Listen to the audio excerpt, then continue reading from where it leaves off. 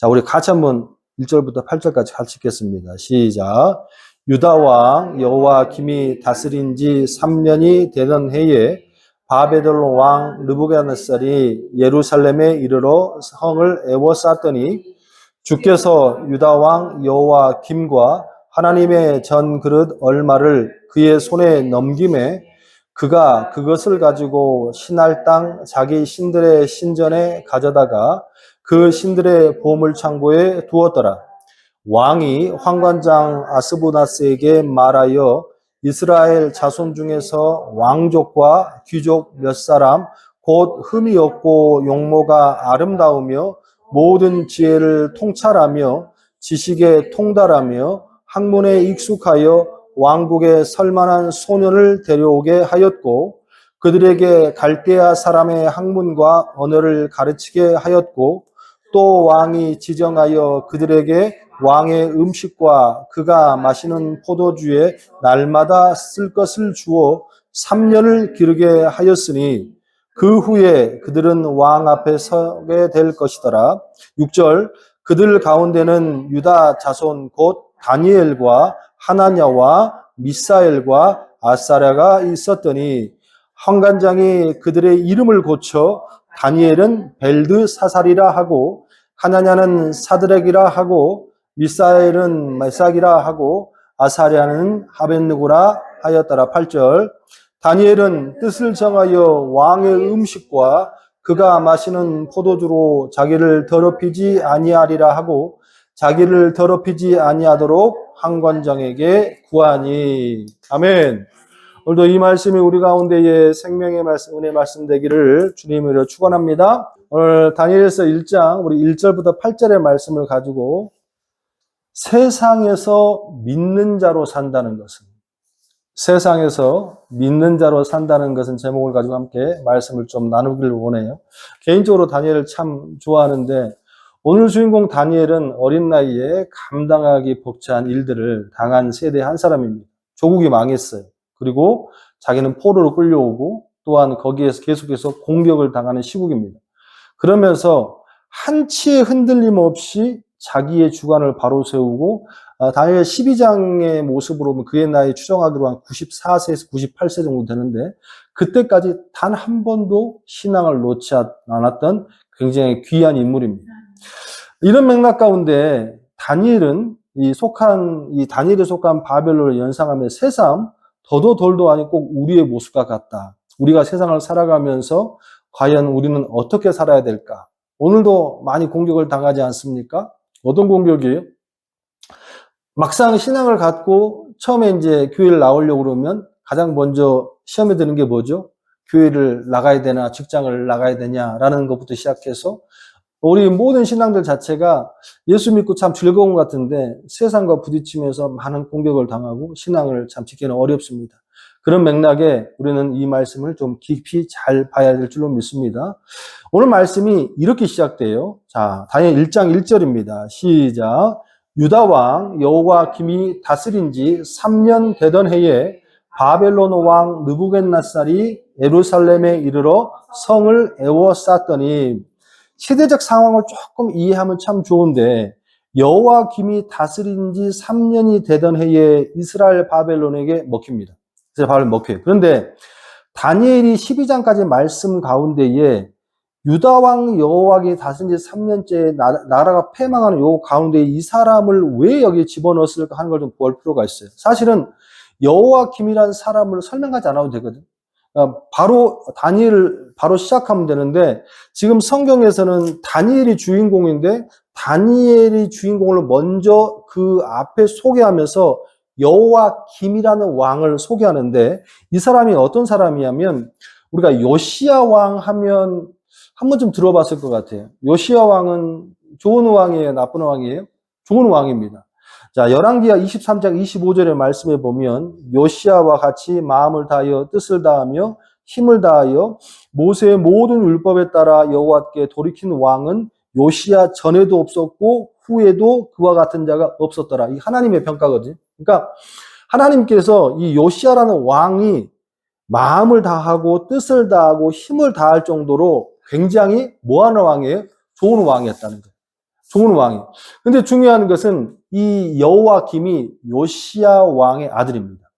요시야 왕이에요. 근데 사실은 여기 성경에는 여호와킴이라고 되어 있는데 엘야킴 이렇게 소개되거든요. 하는데 518년경 유다 18대 왕인데, 근데 이 요시야 왕이 된 후에 바로 이 여호와킴 왕이 즉위한 게 아니에요. 사실은 그 17대 왕이 여호야스인데 이 왕이 요아스의 여호와킴의 형입니다. 형이에요. 그런데 중요한 것은 이스라엘이 이집트의 침공을 받아요. 침공을 받는데 이 여호와스의 형을 이집트의 세력을 끌고 와서 폐위를 시켜요. 그러니까 스스로 왕이 된 사람이 아니고 하나님의 그 순체대로 왕이 된 사람이 아니고 애굽의 힘을 빌려서 자기 형을 어떻게 합니까?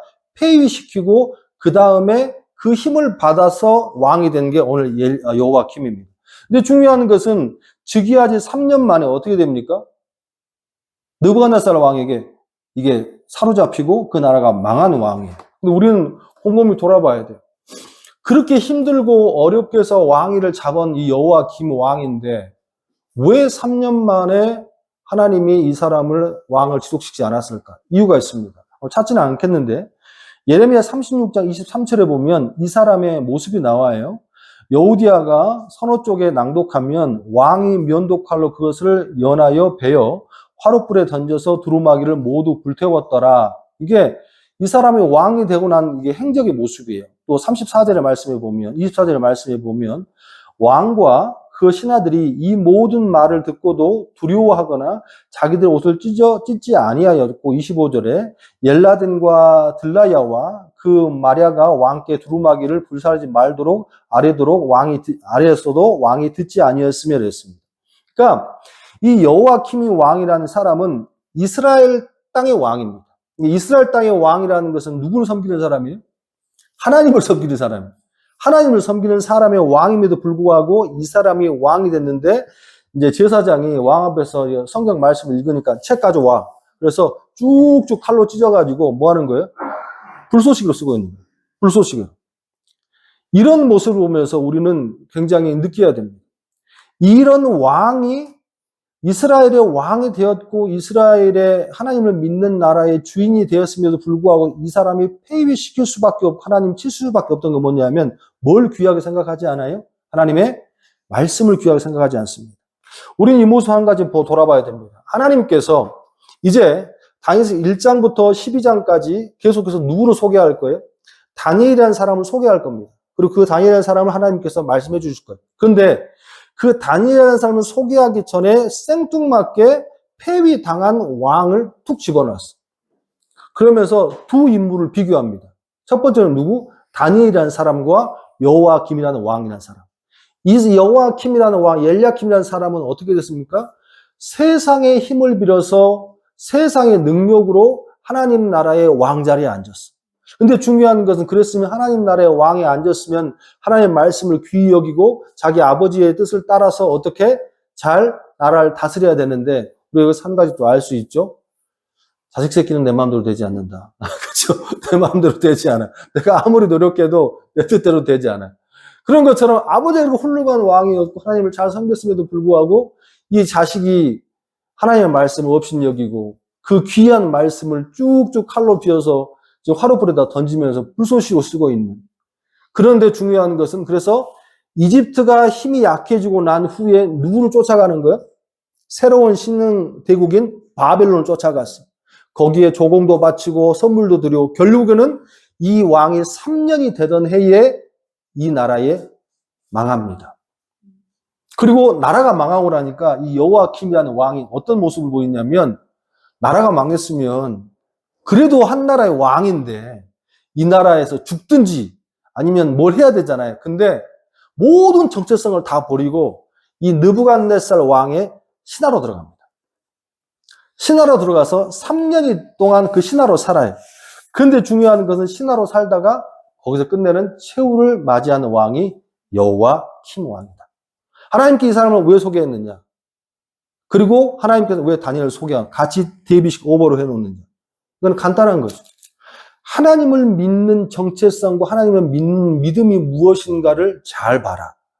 너희들이 힘을 가지고 능력을 가지고 사람을 가지고 권력을 가지고 매달려 살았던 왕의 최후가 이런 사람이었다면 내가 지금부터 한 사람을 소개할 건데 그 사람이 바로 다니엘이라는 사람입니다. 다니엘 뜻이 하나님은 나의 심판자가 되신다. 판단자가 되신다. 라는 사람이에요. 이런 다니엘이 그 많은 고통을 겪고 그 많은 어려움을 겪고 그 많은 세대가 바뀌잖아요. 바벨론, 페르시아로 바뀌고 나라가 3번이 바뀌는 과정 속에서도 다니엘은 끝까지 96세가 되던 해에 계속해서 어떻게 돼요? 나라가 바뀐 상황에서도 총리가 되는데 중요한 것은 그 총리가 되는 과정에서도 한 번도 하나님을 버리지 않았다는 거예요. 할렐루야. 이런 맥락 우리가 주목해 볼 것은 뭐냐면 어떻게 하면 우리가 이 세상 가치관에서 오늘도 수없이 우리의 도전을 받고 신앙을 지키기 어려운 세대에서 어떻게 살아남을 수 있을까? 어떻게 신앙을 지킬 수 있을까? 이 맥락을 가지고 다니엘이 죽을 때까지 고집했던 신앙의 태도 2가지. 요걸 좀 살펴보기를 원해요. 자, 흔들림 없이 하나님의 믿는 자녀로서 세상을 이기고 세상에서 성공한 신앙인으로서 있던 다니엘이 고집했던 그 첫 번째는 뭐냐면 죽을 때까지 다니엘은 뭘 놓지 않으셨어요? 하나님 자녀로서의 정체성을 포기하지 않았어요. 즉 다시 말해 아이덴티티를 절대로 놓지 않았다는 거예요. 자, 다니엘 12장까지 그의 나이 90세가 넘도록 다니엘은 죽을 때까지 또 고집하고 사자굴에 들어가고 모함을 받고 온갖을 다 했음에도 불구하고도 절대로 다니엘이 놓지 않았던 한 단어가 있어요. 그게 뭐냐면 나 다니엘은. 이 말이 그냥 이름 말하는 것 같지만 12장 가운데 나 다니엘이 총 14번이 나오거든. 근데 이 14번이 나오는 과정 속에 우리가 원문을 그대로 풀어보면 그냥 이름을 말하는 것이 아니라 이 다니엘 뜻이 뭐라고요? 하나님은 나의 심판자가 되신다. 그러니까 계속해서 다니엘이 외치는 것은 뭐냐면 너희들이 무슨 말을 하고 어떤 말을 한다 할지라도 나의 모든 것과 내 인생과 내 모든 삶의 주관자는 누가 된다는 거예요? 하나님. 할렐루야. 그러니까 다니엘이 항상 뭔 말을 할 때에 나 다니엘은 것을 마치 애들을 랩하듯이 이 후렴구처럼 항상 외친다는 거예요.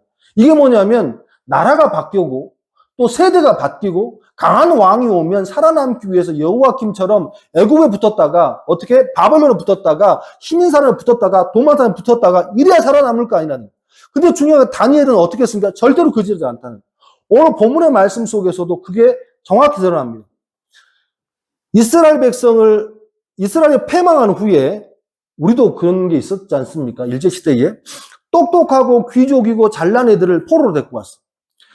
9세에서 16세, 20살이 넘지 않은 아주 미공자 같은 아이들, 똑똑한 애를 잡아와서 이 바벨론 교육을 시킵니다. 근데 그 교육시키는 뭐냐면 첫 번째, 이 아이들 세뇌 교육을 시켰어요. 바벨론의 포로 정책이 딱 3가지인데 첫 번째는 유능한 포로를 데려다가 언어와 문화를 가르칩니다. 그리고 왕과 함께 할 수 있는 음식을 줬어요. 이걸 회유 정책입니다. 그러니까 다른 사람들은, 포로들은 어떻게 해요? 피죽도 못 먹어. 피죽도. 그러니까 너무 진짜 배고파서 그러는데 이 애들만 특별하게 오늘 본문의 1장 4절 5절을 보니까 어떻게 나와요? 같이 한번 읽어볼까요? 시작. 곧 흠이 없고 용모가 아름다우며 모든 지혜를 통찰하며 지식에 통달하며 학문에 익숙하며 왕궁에 섬들한 소년을 데려오게 하였고 그들에게 갈대의 사람에게 첫 번째 학문과 언어를 가르치게 하였고 또 5절을 보니까 또 왕이 지정하여 그들에게 왕의 음식과 그가 마시는 포도주의 날마다 쓸 것을 주어 3년을 기르게 하였으니 그 후에 그들이 왕 앞에 서게 될 것이라. 첫 번째는 이 사람들에게 문화를 가르치게 합니다. 이거 그냥 쉬운 게 아니에요. 포로들에게 갈대의 문화를 어떻게 가르칩니까? 가르칠 수 없어요. 회유 정책. 2번째는 뭐냐면 왕과 함께 먹을 수 있는. 근데 이스라엘 백성들에게 참 그렇잖아요. 이스라엘 백성들에게 같은 식탁에서 먹는다는 것은 큰 의미를 갖습니다. 큰 의미를 가져. 예전에 사도행전의 말씀을 함께 갈라디아 말씀을 나눌 때에 베드로가 이제 바울을 찾아가요. 바울을 찾아갔는데 바울이 함께 식사를 하자고 그러니까 베드로가 쓱 피합니다. 왜 그랬을까요? 지금 사도 바울이 이방인에 가서 선교를 하고 있잖아요. 이방인들과 밥을 같이 먹고 있는 거예요. 근데 베드로가 그 상황에서 밥을 먹지 않고 쓱 피해요. 이게 뭐예요? 우리는 너희 같은 이방인 천한 사람들과 밥을 먹지 않겠다는 이스라엘 백성들만 갖고 있는 특별한 선민 사상이 갖고 있는, 이거를 나중에 이제 사도 바울이 이제 지적을 하죠. 너 베드로, 그럼 되냐? 이런 것처럼 이스라엘 백성들은요, 한 식탁에서 밥을 먹는다는, 밥 한 끼 먹을 이 개념이 아니에요. 모든 것에 있어서 다 열어놓고 너는 완전히 내 식구라는 개념을 갖고 있는데 지금 왕이 이걸 너무나 잘 알고 있는 거예요. 그래서 그 자녀들에게 왕이 먹는 식탁에서 밥을 먹게 해줬다. 그만큼 너희는 포로로 끌려왔지만 너희는 어떻게 귀한 존재야. 이게 뭐예요? 회유 정책. 뭐 하려고? 사랑해서? 아니죠. 뭐 하려고? 써먹으려고. 그리고 세 번째는 뭐냐면 이름을 바꿉니다. 즉 다시 말해 창시계명. 우리 일제시대처럼. 오늘 그게 나오잖아요. 자, 우리는 이 말씀 가운데에 다니엘이라는 이름이 굉장히 참 익숙하지만 역사서나 미드라시나 책에 보면요, 다니엘 이름으로 기록되지 않았어요. 다니엘이 뭘로 나와요? 벨드사사로 기록되어 있습니다. 우리 7절 말씀 같이 한번 볼까요? 시작. 환관장이 그들의 이름을 고쳐 다니엘을 벨드사살이라 하고 하나냐는 사드락이라 하고 미사엘은 메삭이라 하고 아사랴는 아벳느고라 하였더라. 이게 무서운 정책입니다. 우리도 일제시대 30년 조금 넘은 그 시간 가운데에 창시기면 굉장히 강요를 받았고, 그래서 많은 사람들이 그거 안 하겠다고 해서 목사님이 죽기도 하고 그랬지 않습니까? 똑같은 거예요. 그러니까 아예 정체성을 없애버리겠다는 게. 그러니까 이 본문의 말씀 속에 우리가 기억해야 될 게 뭐냐면, 우리가 다니엘서 1장 말씀을 딱 기억하면 다니엘이 어떻게 왕의 음식을 거부했다는 것은 우리 생각해 볼 필요 있잖아요. 포로에서 주먹밥 하나 먹는 게 좋아요. 왕의 음식에 통닭이니 소고기니 진속잘 먹는 게 좋아요. 근데 다니엘은 그 음식을 거부했단 말이에요. 근데 중요한 것은 사람들이 이렇게 설교를 한다. 어쩌면 그 음식은 제단에서 내려온 음식이니까 거부했다 하지만 그게 아니에요. 그것 첫 번째 이유가 될 수 있습니다. 근데 중요한 것은 다니엘이 왕의 음식을 거부하고 왕의 음식을 먹지 않는 것은 뭐냐면 종교적으로 핍박이 들어왔어요. 그 첫 번째 오늘 7절의 말씀에 나와 있는 이름을 바꾸겠습니다.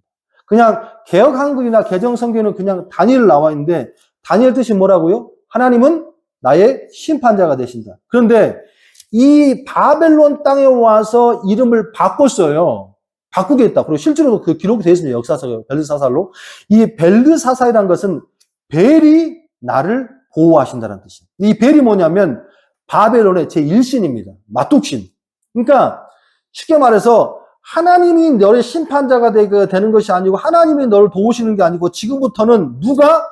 벨이 너를 도우시고 또 너의 심판자가 돼. 이렇게 이름 바꿔 라고 하는 거예요. 또 좀 더 가볼까요? 하나냐는 여호와가 은혜를 주신다라는 걸 뭘로 바꿨어? 사드락. 이거는 아쿠의 시종자래. 이 아쿠라는 건 뭐냐면 달이라는 뜻이거든. 쉽게 말해서 너는 달의 신의 추종자다. 이렇게 바꾼 거예요. 또 미사엘은 진정한 하나님, 나의 하나님의 뜻인데 이 말은 이걸 뭘로 바꿨습니까? 메삭이에요. 그러니까 이 메삭이라는 뜻은 아쿠는 진정한 신이다라는 뜻이에요. 또 아사랴는 여호와께서 도우신다는 뜻인데 이걸 또 어떻게 바꿨어요? 아벳느고로 바꿨어요. 이 아벳느고는 느고의 종인데 이 느고가 누구냐면 마뚝신의 아들신입니다. 쉽게 말해서 다니엘, 하나니아, 미사엘, 아사리아 이 말을 사드락과 메삭과 아벳느고 우리는 아무것도 아닌 것 같이 보이지만 이 어린 친구들이 기껏 해봤자 15살밖에 먹지 않은 이 친구들이 음식을 거부하고 나 왕의 음식을 안 먹겠습니다. 그러면서 뭐 했습니까? 나는 왕의 음식을 안 먹어도 되고요. 좋은 옷 안 입어도 되니까 내 이름 주세요. 난 내 이름으로 살겠습니다. 제가 아까 초반에 뭐라고 그랬어요? 다니엘 12장 동안 가장 많이 나왔던 단어가 어떻게? 다니엘은. 한 번도 다니엘은 자기 이름을 벨드사살이라고 말한 적이 없어요. 다니엘은 자기가 죽을 때까지 나 다니엘은 바벨론은 지금 요구합니다. 마음껏 먹어라. 마음껏 즐겨라. 원하는 모든 학문 다 공부해라. 그러면서 너희가 한 가지만 하면 돼. 뭐 하면 돼? 하나님만 버리면 돼.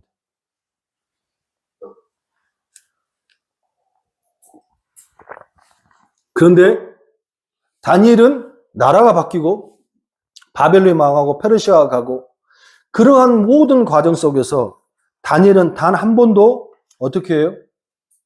자기의 아이덴티티를 버리지 않았다. 할렐루야. 근데 이게 쉬워요? 쉽냐고요? 어렵습니다. 어려워. 너무 어렵습니다. 애들이 교회 안 나와요. 신앙인들도 이민 와서 보니까 교회 오는 게 더 어려운 것 같아요. 정말로.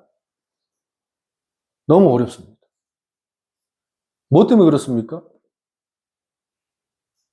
먹고 사는 문제 때문에. 밖에 나가면 이 시간에 헌금할 돈으로 또 아니면 다른 걸로 쇼핑하고 밥 사 먹고 즐길 수 있습니다. 근데 그럼에도 불구하고도 중요한 것은 우리 이 자리에 나와 있잖아요. 할렐루야. 할렐루야. 우리는 기억해야 됩니다. 우리가 이 땅을 살아가면서 벨드사살로 살아가야 될지 아니면은 다니엘로 살아가야 될지. 다니엘은 7장에도 8장에도 또 9장에도 계속해서 어떻게 나를 도우시는 이는 벨이라는 잡신이 아니고 하나님이다. 할렐루야. 마태복음 5장 13절에 예수님 이렇게 말씀하시죠. 너희는 세상의 소금이니 소금이 많이 그 맛을 잃으면 무엇으로 짜게 하리요. 후에는 아무 쓸데없어 다만 밖에 버려져 사람에게 밟힐 뿐이라. 이 말씀이 어디에 나와 있어요? 팔복 가운데 나와 있습니다. 산상수훈이 마태복음 5장부터 8장까지의 말씀이에요. 우리는 산상수훈 하면 복 얘기하는 것 같은데 그렇지 않아요. 이 산상수훈의 5장부터 8장까지의 이 말씀 가운데 가장 중요한 포인트는 뭐냐면 믿는 자로 똑바로 살아. 그래야 복을 받을 수 있어. 그 첫 번째 주님께서 말씀하신 팔복을 말씀하시고 5장 13절에 말씀하신 게 뭐냐면 소금이면 소금 역할을 해야지. 빛이면 빛일 역할을 해야지. 모양만 소금이고 맛이 소금이 아니면 너는 그걸 소금이라고 말할 수 있겠냐라고 하는 것이 내 말이 아니고 누가? 예수님께서 하는 말이에요. 또한 산상수훈의 말씀 속에서 그거는 누구와? 제자와 무리로 나누잖아요. 그러니까 무리는 뭐냐면 막 따라왔어 사람들이. 따라왔다가 예수님께서 추려가지고 마지막에 주는 게 산상수훈이거든요. 그 가운데 주님께서 했던 말이 그 사람은 교회 다니는 사람 안 다니는 사람? 교회 다니는 사람들이. 그러니까 중요한 거 뭐냐면 교회를 다니고 내가 집사이고 목사이고 권사이고 장로임에도 불구하고도 나는 소금인 줄 알고 살아요. 내가 빛인 줄 알고 살아요. 그럼에도 불구하고도 우리가 과연 빛인지 소금인지 달아봐야 된다는 거예요. 모양은 소금의 역할을 하고 모양은 흰 색깔이 짠맛을 느꼈다고 알고 있지만 중요한 것은 주님께서 오늘 본문의 말씀처럼 이 소금이 아닌데? 이 짠맛이 없는데? 라고 말하고 계신다는 거예요. 우리는 불편한 진실 한 가지 접근하게 됩니다. 그게 뭐냐면 내가 소금인 줄 알고 나는 하나님의 자녀로 정체성으로 살아가는지 알면도 불구하고도 그렇지 않고 끝날 수도 있다. 할렐루야. 할렐루야. 우리의 신앙을 돌아볼 필요가 있습니다. 우리의 삶 가운데에 과연 나는 하나님의 믿는 자녀로서의 정체성을 가지고 살아가는가 안 가는가. 다니엘이 그 많은 어려움 가운데서도 끝까지 지키면서 성공할 그리스도로 살아갈 수 있었던 것은 첫 번째 뭐예요? 정체성. 정체성. 자, 두 번째는 흔들림 없이 하나님의 자녀로 끝까지 다니엘이 살아갈 수 있었던 것은 뭐냐면 어떤 상황에서도 하나님의 절대적인 주권을 부인하지 않았다는 거예요. 이게 뭐 당연히 오늘 하나님의 주권을 내가 알고 있으니까 이 자리에 왔죠. 근데 다니엘의 말씀을 가만히 보면 어떤 사람 앞에서도 다니엘은 한 가지를 항상 고집합니다. 뭐냐면 네가 아무리 크고 네가 아무리 위대한 사람이라 할지라도 너 하나님이 세우신 거야. 라는 것을 항상 면전에 대고 얘기했다는 거예요. 자, 개인적으로 다니엘 1장을 묵상하면 참 은혜가 되는데, 자, 다니엘 1장 1절, 2절 말씀을 같이 한번 볼까요? 자, 시작. 유다왕 여호와김이 다스린 지 3년이 되던 해에 바벨론 왕 느부갓네살이 예루살렘에 이르러 성을 에워쌌더니 2절입니다. 주께서 뭐라고요? 주께서 유다 왕 여호와김과 하나님의 전 그릇 얼마를 그의 손에 넘기심에 그가 그것을 가지고 신할 땅 자기 신들의 신전에 가져다가 그 신들의 보물창고에 두었더라. 자, 겉으로 보기에는 느부갓네살 왕이 자기 힘으로, 인간의 힘으로 고국 이스라엘을 멸망시키고 지금 우리가 포로로 와 있어. 이게 현실이에요. 이게 현실이야. 그러니까 느부갓네살이 너무 힘이 강하고 너무 세가지고 우리가 이 나라의 속국이 되고 포로가 됐는데, 다니엘의 시각은 좀 다릅니다. 다니엘, 왜 그냥 오늘 본문에 말씀해 보니까 3년이 되는 해에 바벨론 왕 느부갓네살이 예루살렘에 이르러 성을 에워쌌더니 2절에 보니까 누가? 주께서 유다 왕 여호와김과 하나님의 전 그릇 얼마를 그는 누구예요? 느부갓네살 손에 넘기심에 그랬다는 거예요. 지금 이 말씀은 뭐냐면, 네가 힘이 있고 네가 능력이 있고 네가 똑똑해서 우리나라를 멸망시킨 것이 아니고, 너를 왕시킨 것도, 이 나라의 모든 패권을 잡게 하는 것도 누가 한 것이다? 하나님이, 주께서. 할렐루야. 이게 다니엘이 갖고 있는 세상을 바라보는 필터예요. 할렐루야. 아무리 센 놈이고 아무리 강한 사람이 할지라도 너희 모든 것은 다 누구의 속안에 있어? 하나님의 속안에 있다. 자, 이것을 곳곳에서 드러나는데, 다니엘서 2장 37절의 말씀을 보면, 왕이여 왕을 여러 왕들 중에 왕이시라 하늘의 하나님의 나라의 권세와 능력을 영광을 주셨다. 무슨 말이냐면, 왕은 여러 왕들 중에 왕입니다. 그런데 중요한 것은 이 왕이 되게 하는 것이 자기의 힘이 아니고 하늘의 하나님의 나라와 권세와 능력과 영광을 당신에게 주었다라는. 이게 쉬운 것 같아요. 지금 이 다니엘은 그 나라의 신하로 있어요. 신하로. 요즘에 대통령들, 이재명 대통령 되고 나서 무슨 간담회 하고 막 하잖아요. 그러면 뭐 산부차장들 나오고 무슨 뭐 공사 사장들 나와서 보면 다들 기죽어하고 이렇게 있잖아요. 왜? 대통령이니까. 뭐 질책하면 어쩔 수 없는 거니까. 이게 인간들의 개인적인 모습이고 이게 처지라는 모습이지. 근데 그 당시에 중동의 모든 패권을 갖고, 전 세계의 패권을 갖고 있는 느부갓네살 이 왕인데, 그 앞에서 다니엘이 이렇게 얘기하는 거예요. 당신이 모든 왕들의 왕은 맞습니다. 근데 그 왕의 신분을 당신이 힘있어 왕이 된 게 아니고요, 하나님이 주신 거예요.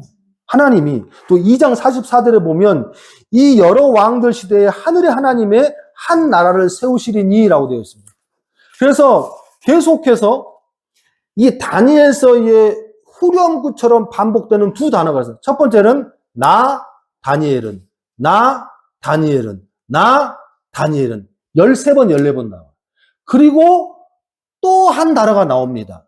4장 17절, 4장 32절, 4장 25절, 5장 18절, 5장 21절, 7장 18절, 7장 22절, 7장 또 27절, 9장 계속해서 나와요. 12번, 13번 나와. 이게 뭐냐면 지극히 높으시니가. 할렐루야. 지극히 높으시니가 사람의 나라를 다스리십니다. 지극히 높으시니가, 지극히 높으시니가. 이게 10대 때부터 그의 나이 9장이면 거의 90세가 될 때, 그때까지 다니엘은 항상 지극히 높으시니가. 할렐루야. 할렐루야. 말씀 마무리합니다. 우리는 곰곰이 돌아봐야 할 줄로 믿습니다. 각자의 신앙생활이 길다 보니까 어떤 신앙인은 10년, 20년, 30년, 40년, 그래서 목사가 되기도 하고 전도사가 되기도 하고 권사가 되기도 합니다.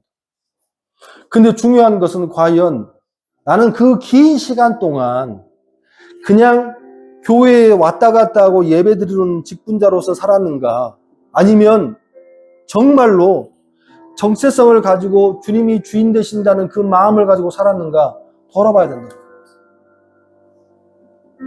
우리 불편한 짓 하나 알려드립니다. 나 한 번도 교회에 빠지지 않았는데요. 한 번도 사회 거르지 않았는데요. 산상수훈 나왔으니까. 산상수훈의 제일 마지막 예수님의 버전이 뭐예요? 주여 주여 하는 자마다 다 천국에 갈 것이 아니오 하나님의 뜻대로 하는 자라야 천국에 갈 것이다. 그때에 많은 사람이, 예수 이렇게 말씀하시니까 그때에 많은 사람 어떤 사람들? 예수 믿는 사람, 예수 안 믿는 사람? 예수 믿는 사람들. 예수 믿는 사람들이 그럼 누가 천국 가입니까? 저는요 선지자 노릇도 했고요. 저는요 병자도 낫게 했고요. 그럼 저 천국 가는 건 맞는 거 아닙니까? 나 목사로 살았는데요. 나 권사로 살았는데요. 나 일 많이 했는데요. 그때 그런 사람들이 많이 나온다는 거예요. 나 주여 주여 했는데요. 그때 예수님이 아주 차가운 한마디를 하시죠. 뭐라고 하십니까? 내가 너를 모르는데. 내가 너희를 모르는데. 불법을 행하는 자야.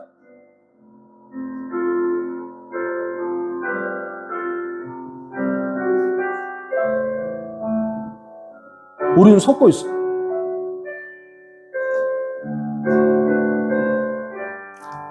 하나님을 믿는 그리스도인과 그냥 내 삶 가운데에 나의 만족으로 사는 종교인과 무엇을 선택하고 살아야 될지 돌아봐야 할 줄로 믿습니다. 말씀을 마무리하면서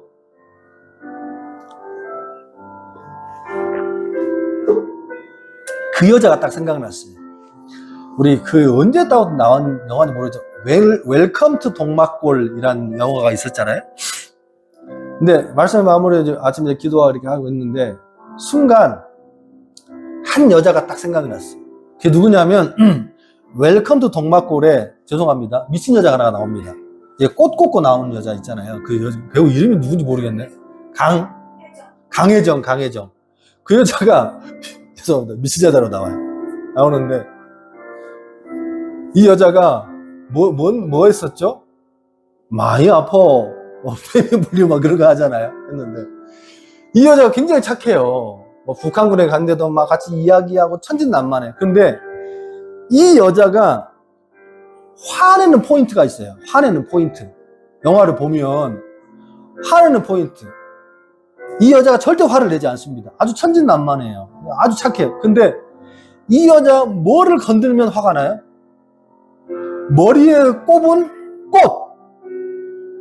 미친 여자가 이 꽃을 꽂고 나오잖아요. 이렇게 꽃을 꽂고 나오는데 사람들이 이 꽃을 꽂으면 뺏으려고 그러면 미치려고 그래요. 순간 그게 딱 떠올랐어요.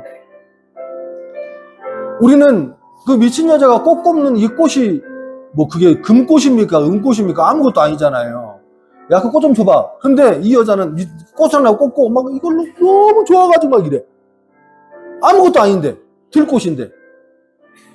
그런데 때려도 욕해도 아무렇지 않은데 이 배우가 이 꽃만 뺏으려고 그러면 미쳐버리는 거예요.